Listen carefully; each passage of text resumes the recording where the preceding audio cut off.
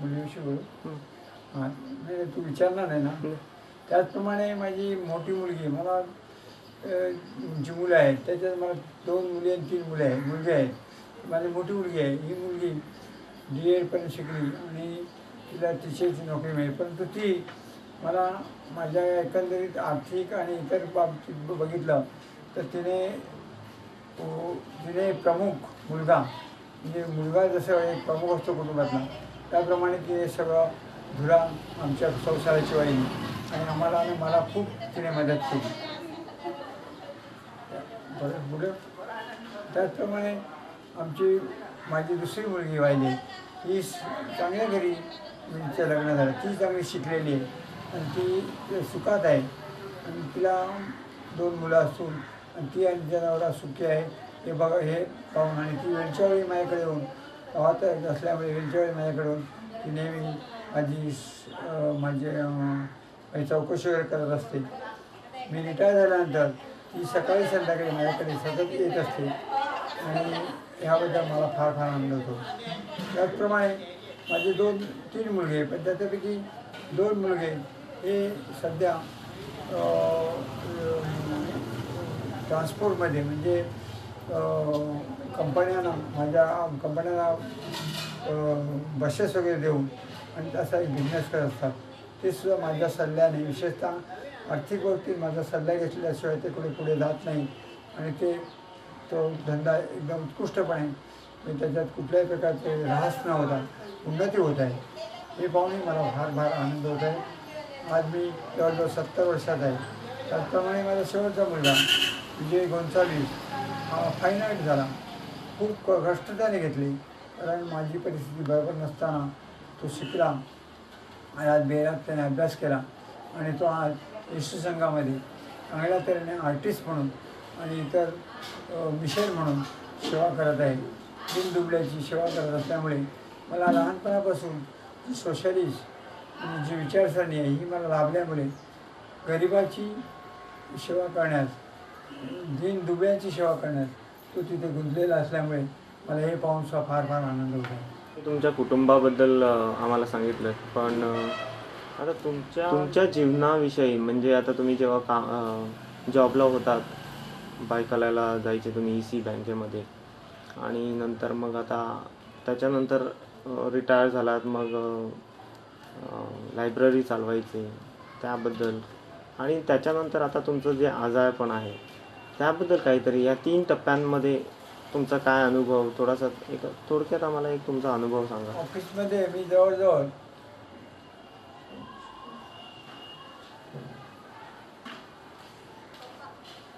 30-33 वर्ष सर्व्हिस केली. पण 30-33 वर्ष सर्व्हिसमध्ये मला तिथे एक फार चांगली संधी मिळाली. ती म्हणजे कामगारांचं युनियन जे असतं त्या युनियनमध्ये मला तिथल्या कामगारांनी स्वतःहून मला म्हणजे बळजबरीनं काम करायला लावलं. परंतु मी तिथे खूप चांगल्या तऱ्हेने काम करू शकतो. तिथल्या कामगारांना मला पाठिंबा असल्यामुळे मी तिथे उच्च पदापर्यंत युनियनचा उपाध्यक्ष इथपर्यंत मी जाऊन कामं करू शकलो. मी गेट मिटिंगचं तिथे घेऊ शकलो आणि मी लोकांना संघटित करू शकलो. लोकांकडून आर्थिक मदत घेऊन युनियनला मी युनियनचं एक आर्थिक पायासुद्धा मजबूत केला. त्याचप्रमाणे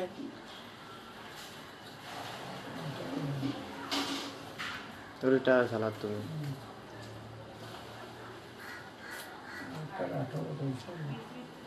रिटायर झाल्यानंतर मग तुम्ही लायब्ररी रिटायर झाल्यानंतर मी 1995मध्ये डिसेंबर 1995 रिटायर झालो. रिटायर झाल्यानंतर मला 98पासून एका धर्मगुरूने माझ्या घरी येऊन मला सांगितलं की आपल्या चर्चमध्ये सेंटर ऑफ चर्चमध्ये थोडीशी पुस्तकं आहेत तुम्ही लायब्ररी चालवाल का. तर मी सांगितलं हो मी फक्त ते लायब्ररी चालवली मी डिस्ट्रिब्युटची कामं करू शकत नाही. आणि मग मी लायब्ररी चालवली.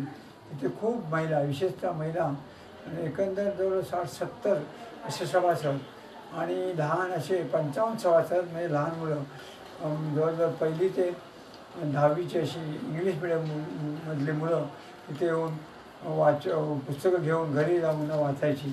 त्याच्यात पण मला खूप खूप मोठा आनंद मिळाला आणि त्याच्यामुळे मला थोडंसं माझ्या जीवनामध्ये एक प्रकारचं समाधान लाभलं. त्यानंतर मी हे करत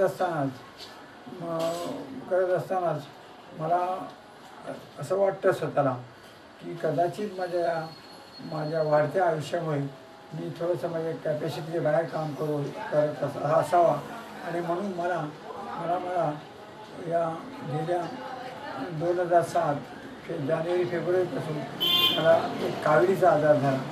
काविळीच्या आजारमध्ये माझं दुर्लक्ष झाल्यामुळे तो बळावला, मला ऑपरेशन करावं लागलं आणि आज मी गेले 5-6 महिने म्हणजे आमच्या घरात बेडवर आहे. घरात मी फिरतो, घरात मी म्हणजे तसं माझ्या सगळ्या विधी आठवतो नाही असं नाही आणि मला मी जेवणसुद्धा व्यवस्थित घेतो. परंतु मी आता जी काही मुलाखत आहे त्या मुलाखतीसुद्धा मी व्यवस्थित माझ्या जो फादरला गेलेला माझा मुलगा आहे त्याच्यासमोर मी बोलू शकतो आणि मला परमेश्वराची खरी मी ताकद आहे. हा एक माझा एक गोड असा अनुभव आहे.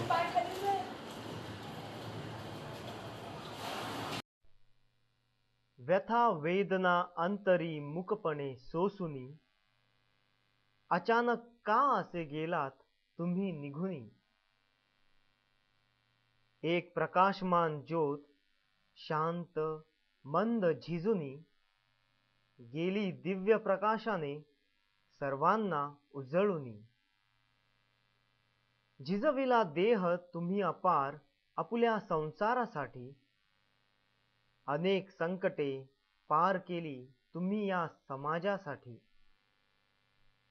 वाचनाचा मंत्र दिला सर्व गावाला, वाचनाचा मंत्र दिला सर्व गावाला, वाचाल तर वाचाल पटले सर्वांना. हे प्रभो, अशा आमुच्या अनमोल पप्पांना तुझ्या नंदनवनात सदैव सुखी ठेव त्यांना. हीच कळकळीची प्रार्थना तुझ्या लेकरांची, हीच याचना तुझ्या सानुल्यांची.